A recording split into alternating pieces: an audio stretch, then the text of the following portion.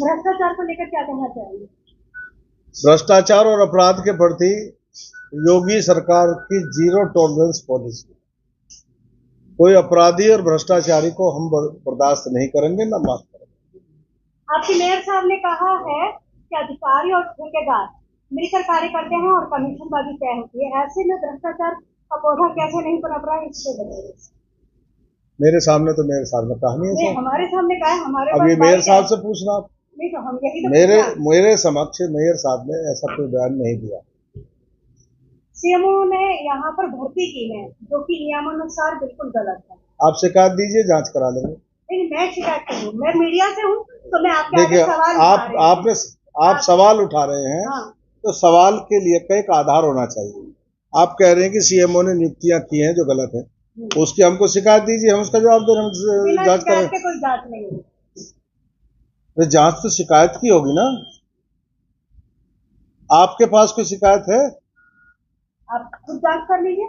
ये शिकायत देते हैं तो ये कहते हैं कि शायद नहीं, आप मुझे दीजिए, मैं जांच करा लूंगा। काम है आपके आगे सवाल रखना, उन पे शिकायत। देखिए, सवाल का आधार होना चाहिए। नहीं, आधार बता रहे हैं ना, तो जितना उनको होना चाहिए था उसमें जितने भी रखे गए हैं, कोई फेरी वाला है, कुछ है जिनके पास सिक्योरिटी का कोई सर्टिफिकेट नहीं है, तो ऐसे किन मानकों के आधार पर उनकी भर्ती की गई? आपने एक बताया कि इस प्रकार की है, अगर ऐसी कोई भी शिकायत मेरे समझ आएगी तो उस पर जांच होगी और जांच में ऐसा कोई तथ्य पाया जाएगा तो कार्रवाई होगी।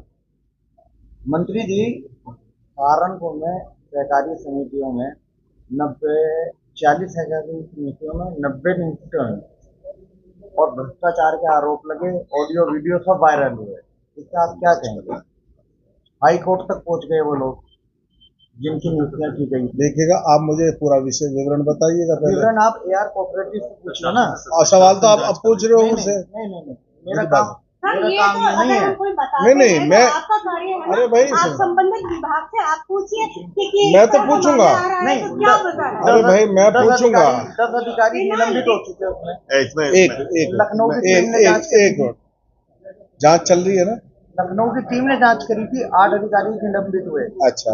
पैसा लेके कर्मचारी रखे गए, ASI कर्मचारी। ठीक है। उनका वेतन रोक दिया गया, उनसे काम लेना बंद कर दिया गया। वो हाई कोर्ट गए, स्टे लिया है। अच्छा। उसके बाद सब गए, उसके बाद और भी गए हाई कोर्ट से, स्टे लिया। ठीक है। लेकिन हाई कोर्ट ने भी उनकी नौकरी पर रोक लगा दी। लेकिन ऑडियो वीडियो इतने वायरल हुए कि भाई फलाने विधायक को इतने देने पड़ेंगे तब जाके तेरी नियुक्ति होगी। वो तो इतना मांग रहा, इससे कम में करने का नहीं। मेरा एक सिर्फ इसमें कहना है, अपने मीडिया बंधुओं से, माननीय मंत्री जी आज पहली बार आए हैं और अभी इन्हें जनपद के अंदर क्या विषय हुए, क्या चल रहे थे, क्या नहीं चल रहे थे, उसकी जानकारी नहीं है। अच्छा, जानकारी हमारे माध्यम से या किसी के माध्यम से, आपके माध्यम से आएगी तभी उसकी पूरी जानकारी मिल पाएगी। इतना मेरा ये विषय अभी तक मेरे संज्ञान में किसी भी विषय नहीं है। लेकिन जैसा कि आप एक मिनट भाई साहब, एक मिनट, आपने जो मुझको जानकारी दी है उसके आधार पर मुझको लगता है कि मैं आपको क्या अवगत कराऊं। आप खुद बता रहे हैं मुझे कि नियुक्ति हुई, उसकी जांच हुई, उस जांच के विरुद्ध कार्रवाई हुई, लोग ने उच्च न्यायालय पहुंच गए। मामला माननीय उच्च न्यायालय के विचाराधीन है। नहीं, नाम तो आपकी पार्टी के जनप्रतिनिधियों को उछला ना कि इन्होंने लिखवाया। क्या मेरे पार्टी के किसी जनप्रतिनिधि का आदर्श आचार संहिता के दौरान नियुक्तियां होती है? सर अपनी बात कर लो। नहीं, मैं अपनी बात कर रहे हैं। सर से हम कर रहे हैं। ये बता दीजिए जी। समीक्षा बैठक में क्या रहा? समीक्षा बैठक में जितनी भी योजनाएं हमारी चल रही हैं उसका पूर्ण विवरण प्रशासन के द्वारा प्रस्तुत किया गया, सभी विभागों की जानकारी दी गई। आज पहली समीक्षा बैठक थी तो उसका इतना ही एजेंडा था कि हम उसकी जानकारी ले सकें। पुलिस प्रशासन ने भी अपनी जानकारी दी और जनपद में अपराध घटा है उसके आंकड़े उन्होंने हमारे साथ प्रस्तुत किए। विकास कार्यों की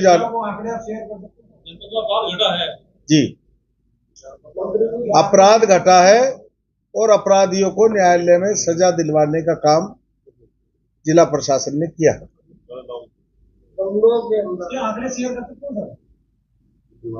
हाँ, मिल जाएंगे। एक सरोवर के लिए 1 करोड़ रुपए की धनराशि आवंटित की, जो उस सरोवर पे न लग के अन्य जगह पे लगेंगे, जिसकी शिकायत पर्यटन विभाग को भी मिली, जिसकी आज खबर हमने प्रकाशित की है, इसके बारे में आपका कहाँ लग रही है? उधर ये वहीं पर मंदिर के ही परिसर में नाम के साथ जो स्वीकृत हुआ था वो तो सरोवर था, लेकिन क्योंकि वो मंदिर के परिसर का लेकर तो कुछ मंदिर में भी निर्माण कार्य हो रहे हैं, तो उसमें सर ऐसा अगर परिसर एक है तो परिसर वही है सर, तो फिर तो कोई इसमें वही परिसर है। नहीं, वहाँ परिसर वो नहीं है, अलग अलग जगह पर पैसा लग रहा है, इसकी आज जांच कर रहे हैं। आप मुझे मैं देख लेता।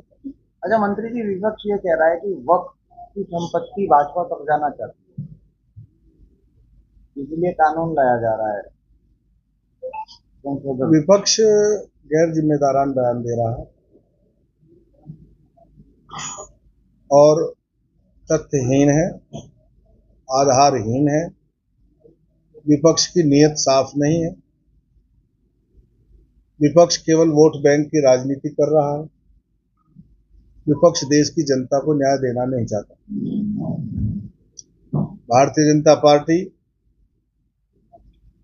माननीय नरेंद्र मोदी जी का स्पष्ट संदेश है, सबका साथ सबका विकास,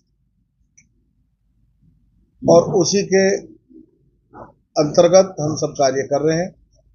विपक्ष तो 370 हटाने के लिए भी विरोध कर रहा था, क्या देश की आवश्यकता नहीं थी 370 हटाने? तो विपक्ष अपनी जिम्मेदारी का निर्वाह न करके, राष्ट्र हितों पर ध्यान न दे करके अपनी वोट बैंक की राजनीति कर रहा है। जम्मू कश्मीर में क्या संभावना 370 चुनाव जीत जाएंगे? 370 तो हम हटा चुके, हमारा मुद्दा ही नहीं है। 370 भारतीय जनता पार्टी, आप मेरी बात सुनेगा ना, 370 एजेंडा इंडी गठबंधन का है, हमारा नहीं है।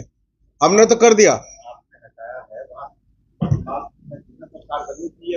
अरे तो चुनाव हम जीतेंगे, सरकार हम बनाएंगे, लेकिन मैं जो बात कहना चाह रहा हूं, आप मेरी बात को जरा ग्रहण कर लो कि इन 370 पर इंडी गठबंधन चुनाव लड़ रहा कि हम 370 को बहाल करेंगे।